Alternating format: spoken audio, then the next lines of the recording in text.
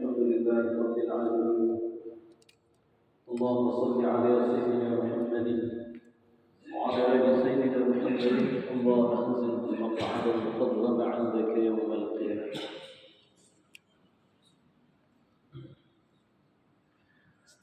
عن أبي هريرة رضي الله تعالى عنه عن النبي صلى الله عليه وسلم قال: إن لله 100 رحمة أنزل منها رحمة واحدة بين الجن والإنس والبهائم والهوان، فبها يتعاطفون وبها يتراحمون وبها تعطف الوحش على ولدها، وأخر الله 99 رحمة يرحم بها عباده يوم القيامة. رواه مسلم. باب في سعة رحمة الله تعالى. وفي رواية لمسلم: فإذا كان يوم القيامة أكملها بهذه الرحمة.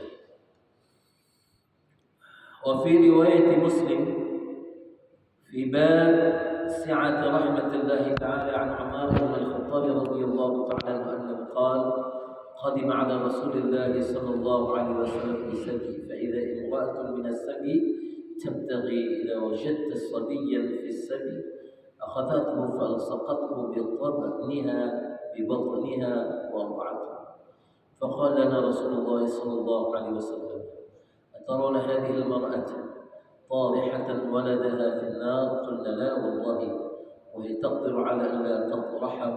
فقال رسول الله صلى الله عليه وسلم: لله أرحم بعباده من هذه بولدها. Ini kita mendengar berita dari Nabi Agung Sallallahu Alaihi Wasallam mengenai luasnya rahmat Allah. Dari Abi Hurairah radhiyallahu taala anhu,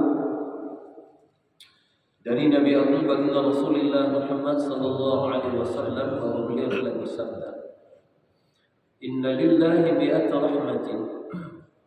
Sesungguhnya Allah Subhanahu wa taala memiliki 100 rahmat. Anzala minha rahmatan wahidatan bainal jinni wal ins. Allah memiliki 100 rahmat. Dan Allah Ta'ala menurunkan 1 rahmat yang mana itu dibagi-bagi untuk seluruh jin dan manusia. Wal bahaim, juga binatang-binatang ternak, binatang-binatang berkaki 4. Wal hawan, juga binatang-binatang melata. Fabiha yata'atafun, yang dengan sebab 1 rahmat yang dibagi-bagi kepada seluruh makhluk itu, mereka saling berkasih sayang, belas kasih dan saling menyayangi satu sama lain. Biha yata'atafun, berbelas kasih, wa biha yatarahamun, dan dengan yang sebab 1 rahmat itu mereka bisa berkasih sayang.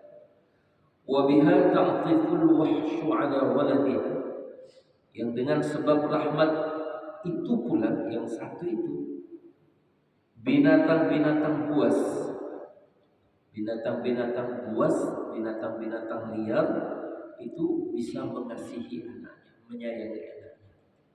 Wa akharallahu 99 rahmatan, dan Allah menangguhkan, menunda yang 99 rahmat lagi, yang dengannya nanti yarhamu biha ibadahu yaumil qiyamah, Allah Ta'ala akan melimpahkan kasih sayangnya, menyayangi hamba-hambanya kelak di hari kiamat.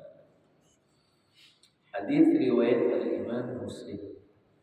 Ada riwayat Imam Muslim yang lainnya ada tambahan: fa idza kana yaumul qiyamati akmalaha bihadhihi rahmah, dan nanti jika tiba waktu hari kiamat, dan sudah hari kiamat nanti, akmalaha bihadhihi rahmah, Allah Subhanahu wa taala akan menyempurnakan 1 rahmat itu dengan 99 rahmat yang lain.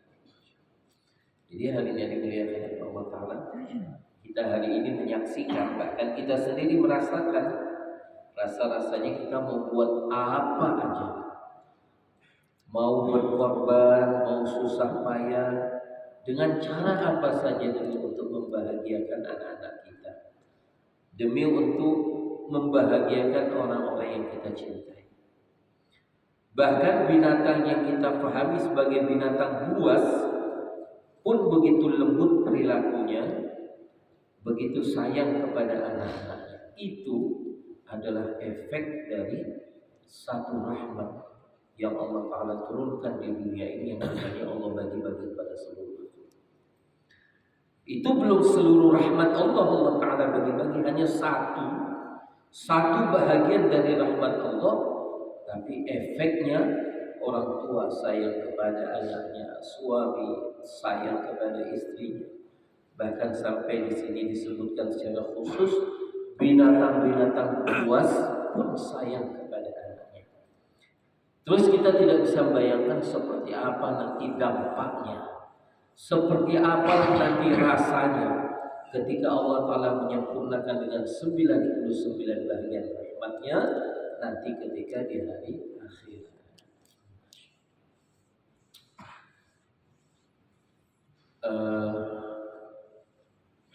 Ini dulu pernah terjadi itu, Sayyidah Aisyah kedatangan tamu, diketuk pintunya, assalamualaikum, assalamualaikum, dibuka. Ada satu orang ibu dengan 2 orang anaknya yatim. Jadi ibu ini udah janda yatim. Jadi datang ke rumah Nabi Agung Sallallahu Alaihi Wasallam ketika itu Sayyidah Aisyah di rumah Nabi lagi gak ada di rumah. Kenapa sampai datang ke sini? Ternyata ibu dan 2 orang anak ini sudah kelewat lapar dan tidak bisa mendapatkan apapun yang bisa mereka makan. Ya, mereka udah usaha tapi nggak dapat. Akhirnya datang ke rumah Nabi Sallallahu Alaihi Wasallam.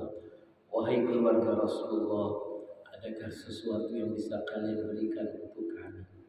Karena kami berkelaparan sekali.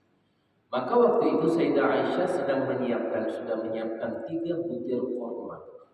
3 butir kurma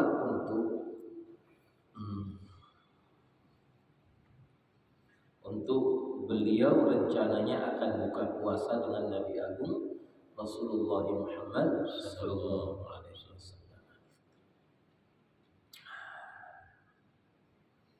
Maka karena nggak ada apa-apa yang lain, ini sifat Nabi Agung Sallallahu Alaihi Wasallam yang telah diwariskan kepada ahli keluarga beliau. Jangan sampai ada orang datang ke rumah meminta sesuatu, mereka pergi nggak dapat apa saja. Juga kita begitu. Kata Nabi, janganlah sampai satu orang datang ke rumah kamu meminta sesuatu, sedangkan mereka pergi dengan tangan hampa tidak mendapatkan apa-apa. Usahakan. Ya, maka Sayyidah Aisyah radhiyallahu ta'ala mengambil kurma itu, diberikan kepada ibu itu, kemudian diberikan kepada anaknya 2 orang, satu dikasih.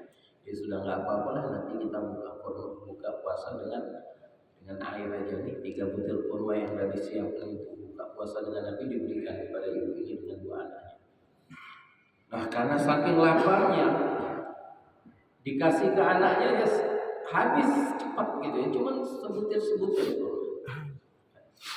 Nah, ibunya baru aja masukkan kurma itu ke mulutnya, jatah ibunya itu ke mulutnya. Anaknya yang di kanan kirinya itu sudah tarik tangan orang tuanya, Mak, minta lagi.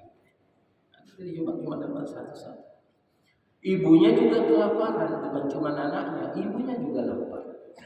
Tapi ketika baru masukkan kurma ke mulutnya, belum sempat punya, anaknya yang di kanan kirinya sudah tarik tangan maknya, Mak, minta lagi. Yang sudah di mulutnya itu dalam keadaan lapar itu dikeluarkan balik. Dikeluarkan oleh ibunya, kemudian dibelah 2. Dikasihkan ke anaknya sebelah lagi dikasihkan ke anaknya yang satu lagi. Ibunya lapar, tidak dapat apa-apa demi untuk anaknya. Karena nggak ada apa lagi yang mau dikasihkan ke orang ini. Orang ini pun terima kasih kemudian pergi. Nggak lama Nabi Muhammad SAW pulang ke rumah, lihat Sayyidah Aisyah lagi nangis. Jadi kata Nabi, ada apa Aisyah? Kenapa nangis? Kemudian Sayyidah Aisyah menceritakan apa yang baru terjadi ketika Nabi tadi nggak ada. Tadi satu orang ibu datang dengan 2 orang anaknya. Karena kelaparan, aku tidak bisa memberi apa-apa kecuali 3 butir kurma yang aku gunakan, yang akan aku gunakan untuk kita berbuka puasa. Apa yang kamu lakukan sudah benar Aisyah. Tapi terus apa yang membuat kamu nangis? Nah, baru dicerita. Anaknya baru dikasih, kemudian saking laparnya, lahapnya dia makan habis. Ibunya baru masukkan kurma ke mulutnya, udah diminta lagi oleh anak. Dia keluar itu, padahal ibunya juga kelaparan. Aku begitu terenyuh melihat kasih sayang ibu ini kepada anaknya. Padahal dia juga lapar. Nabi senyum katakan, wahai Aisyah, tahukah kamu kasih sayang Allah seperti apa kepada hamba-Nya? Tahukah kamu seperti apa kasih sayang Allah kepada hamba-Nya? Maka Nabi jelaskan, kasih sayang Allah kepada hamba-Nya 70 kali lebih dari kasih sayang ibu itu kepada anaknya. Kasih sayang satu orang ibu kepada anaknya itu pun hari ini kita tidak bisa mengukur. Kalau bahasa kita, kalau boleh kita bahasakan, tidak ada nalar yang bisa menjangkau betapa kasih sayangnya satu orang ibu kepada anaknya. Apa yang bisa kita ungkap, sebegitulah batas bahasa untuk menuturkan. Tapi kasih sayang itu lebih dari apa yang bisa kita ungkap dengan kata-kata. Tetapi kata Allah Ta'ala, kata Nabi SAW, kasih sayang seorang ibu, kasih sayang Allah kepada hambanya 70 kali lebih dari kasih sayang satu orang ibu kepada anak-anak.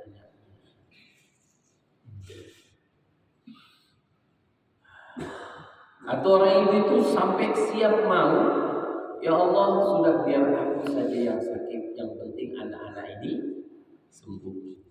Anak-anak sakit, udah ikhtiar, gak sembuh. Akhirnya satu orang ibu itu rela doa, ya Allah sudah biar aku aja yang sakit, yang penting anak ini sehat. Dan sulit kita menemukan anak yang doa, siap doa, ya Allah biar aku aja yang sakit, biar ibu sehat. Tapi kalau ibu, ya Allah biar aku aja yang sakit, biar anak-anak sehat. Kasih sayang satu orang ibu.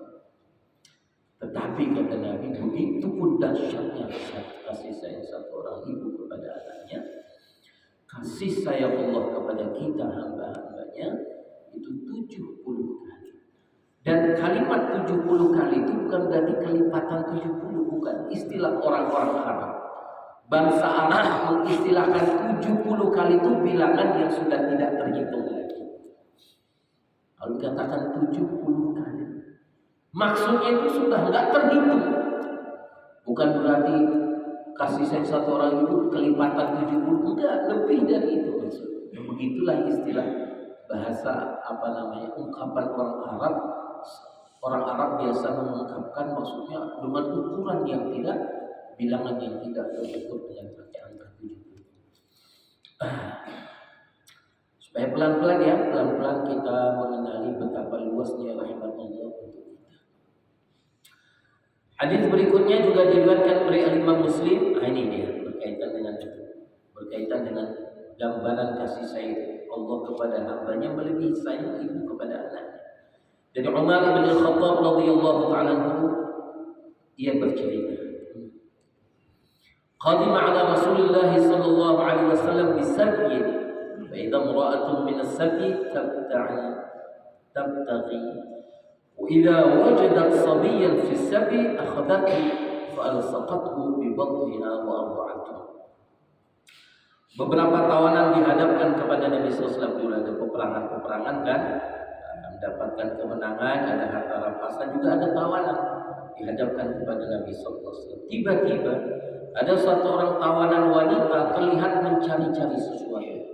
Ada tawanan wanita seperti mencari-cari sesuatu.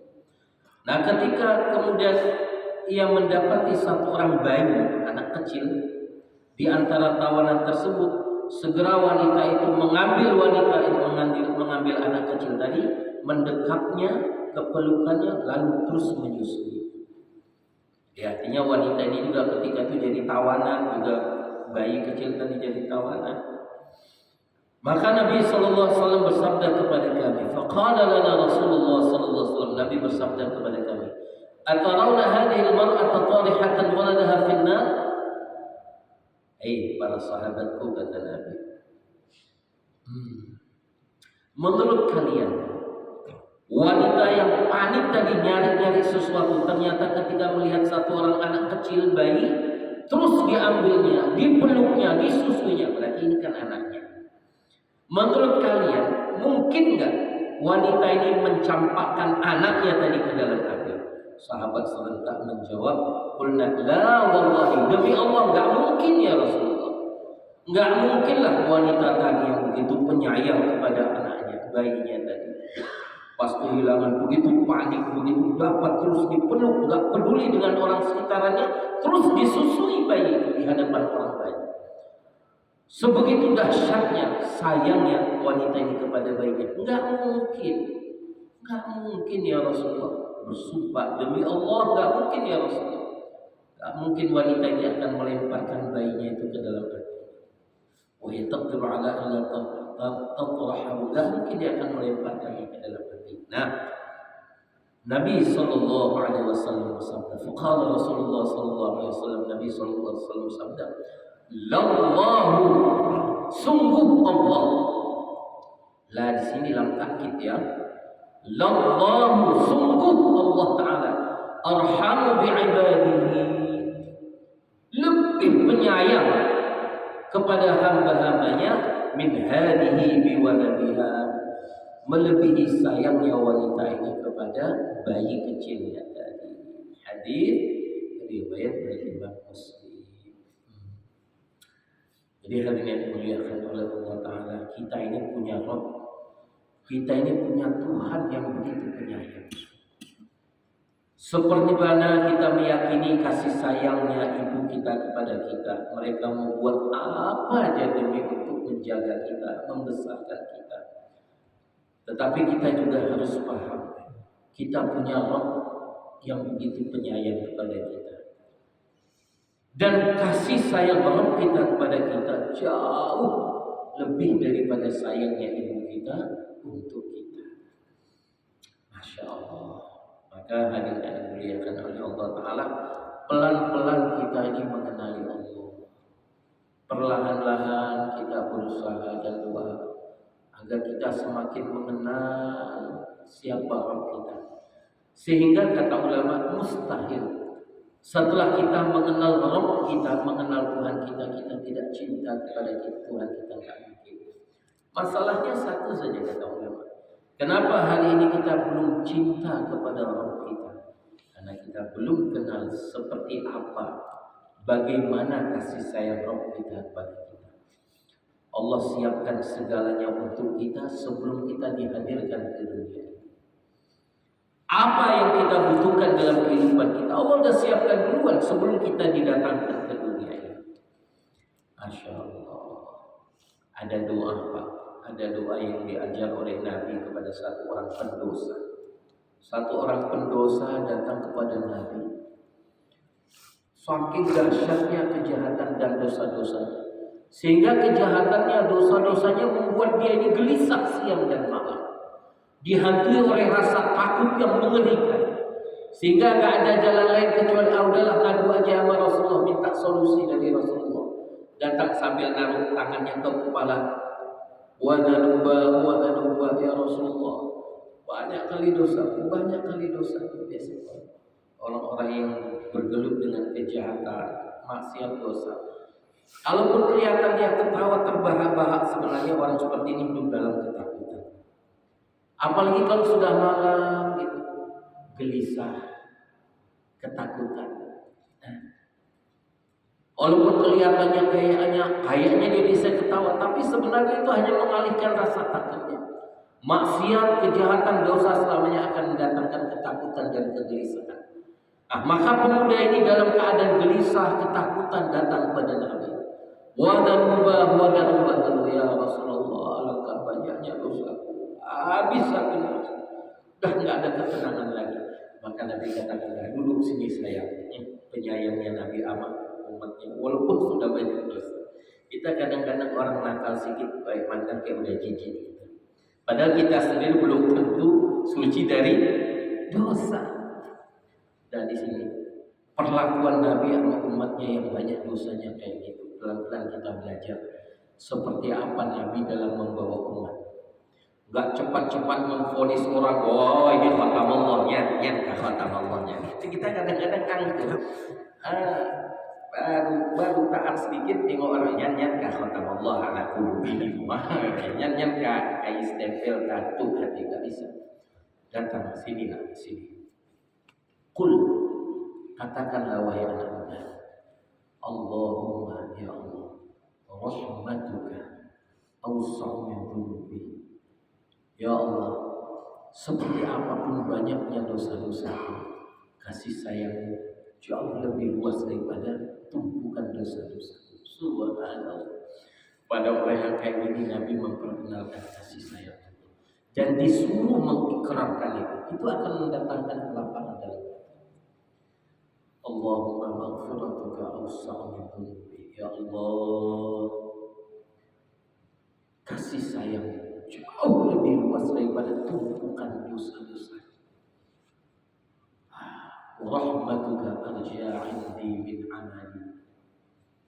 Rahmatuka, kasih sayangmu itu ya Allah, lebih aku harapkan, lebih aku andalkan daripada amal-amalku sendiri. Satu sisi kita wajib beramal karena kita hamba, kita diperintah beramal maka kita beramal. Tetapi jangan kita lebih mengandalkan amal kita daripada kasih sayang. Kasih sayang Allah itu lebih kita andalkan, lebih jadi harapan kita daripada ibadah kita. Karena kalau dilihat dari sisi apapun ibadah kita ini kualitasnya.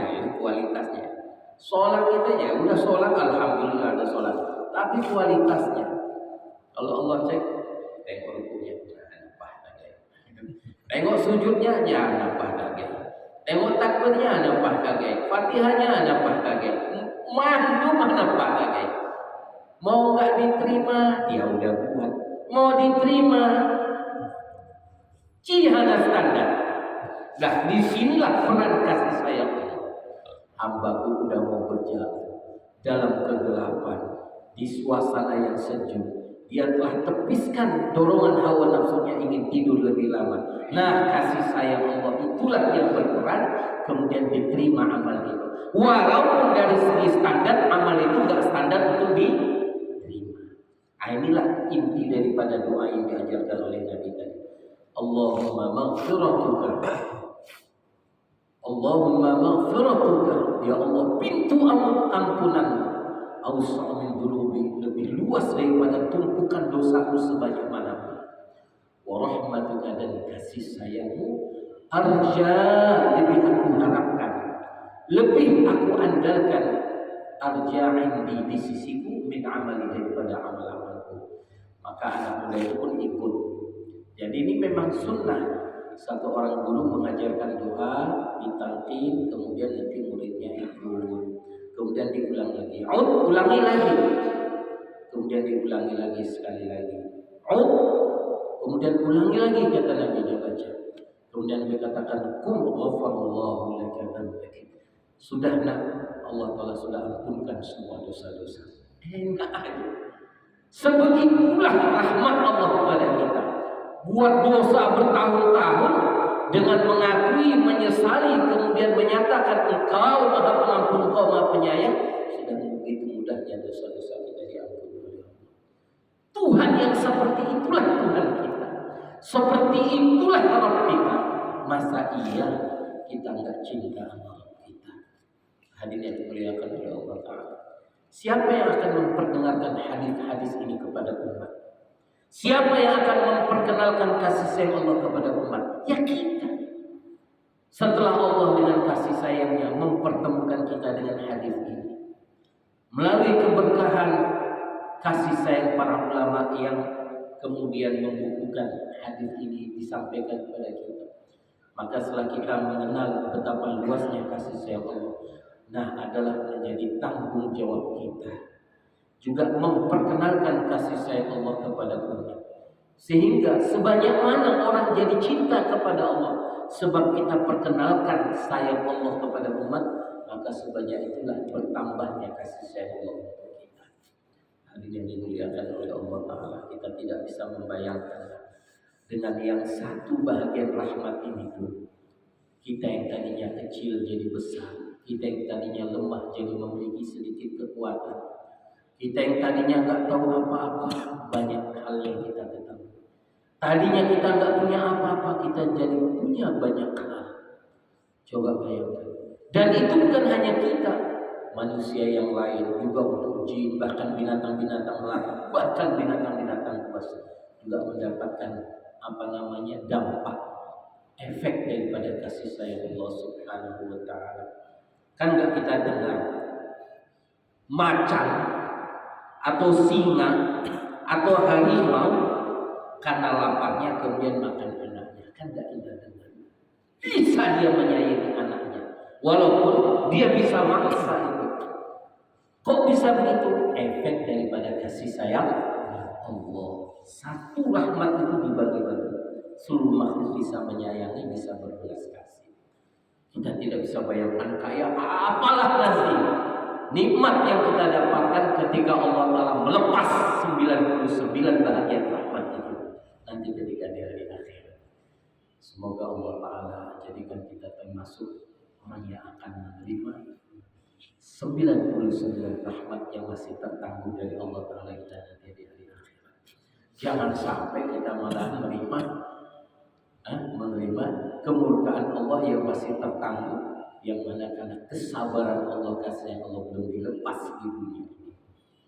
Maka hadirin dimuliakan oleh Allah Ta'ala, yuk pelan-pelan kita niat semakin hari semakin bertambah pengenalan kita kepada Allah, ma'rifat kita kepada Allah, sehingga bertambah hari semakin kita mencintai Allah. Kalau sudah cinta, taat akan menjadi mudah. Bahkan semakin cinta, taat akan semakin terasa kelezatannya. Inilah yang dikatakan oleh para ulama, di dalam iman ada kemanisan, di dalam taat ada kelezatan. Apa? Di dalam iman ada kemanisan, di dalam taat ada kelezatan. Allahumma maghfiratuka awsa'u min dhunubi wa rahmatuka arja'u min amali. Bagus doa ini kita hafal, kita baca, kita jadikan amal. Ya Allah, pintu ampunanmu jauh lebih luas daripada sebanyak apapun tumpukan dosa-dosaku. Wa rahmatuka, dan kasih sayangmu ya Allah, rahmatmu. Wa rahmatuka arja'u min amali, lebih aku harapkan daripada amal. Semoga Allah kami akan kita kefahaman yang kita amal, juga kita sampai untuk teman-teman kita yang lain. Sallallahu